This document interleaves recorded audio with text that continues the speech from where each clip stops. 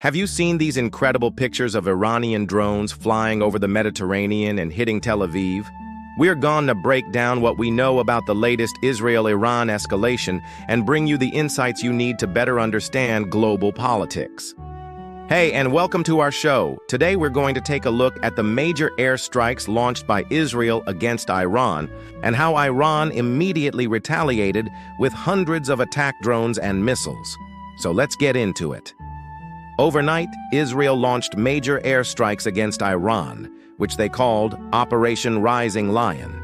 They targeted multiple nuclear and military facilities deep inside Iran, including the Parchin nuclear facility, which is used to enrich uranium, as well as multiple sites linked to Iran's ballistic missile program. Israel reportedly used bunker-busting bombs to penetrate underground sites and take out Iran's nuclear capabilities. Now, according to the Iranian regime, at least 2 senior IRGC officials were killed in the airstrikes, Brigadier General Morteza Gharib and IRGC Aerospace Force Commander Davoud Jafari. The strikes also reportedly wounded another 20 in the area. Now, Iran wasted no time in its response.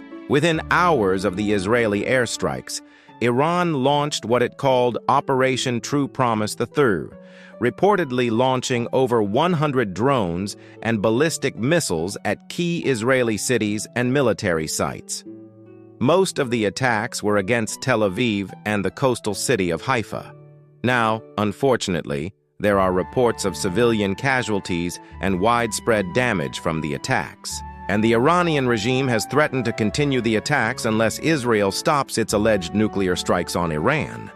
Lebanese media also reported that Hezbollah fired anti-aircraft missiles at Israeli drones approaching the Lebanon-Israel border. Now, while those attacks were reportedly repelled, the Israeli Defense Forces did announce that it had raised its alert level on all borders, in particular with Lebanon and Syria.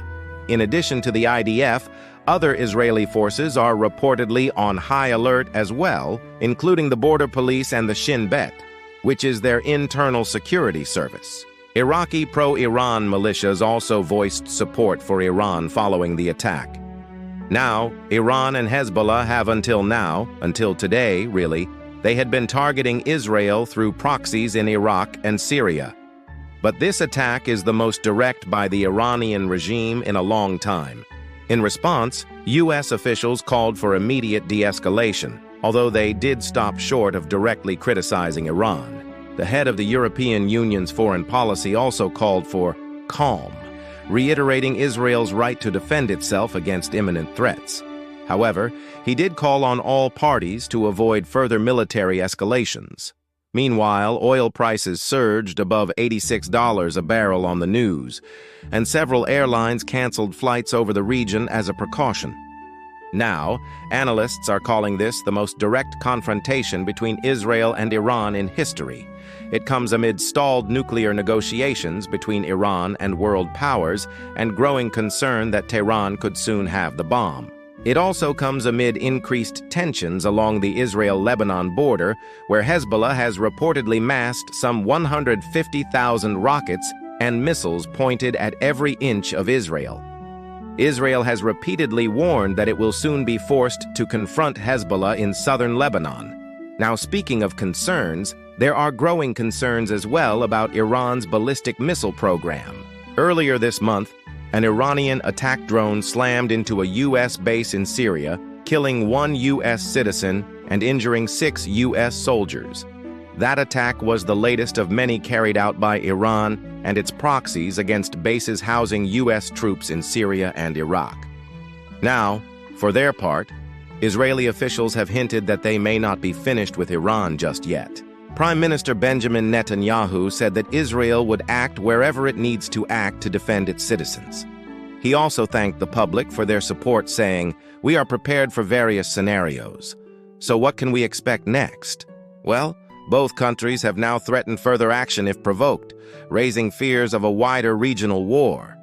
Top U.S. and European officials are rushing to the region in an urgent bid to avert a full-scale conflict. Now, those efforts are likely to focus on 2 things: getting Iran to agree to a ceasefire and preventing Hezbollah from joining the fight.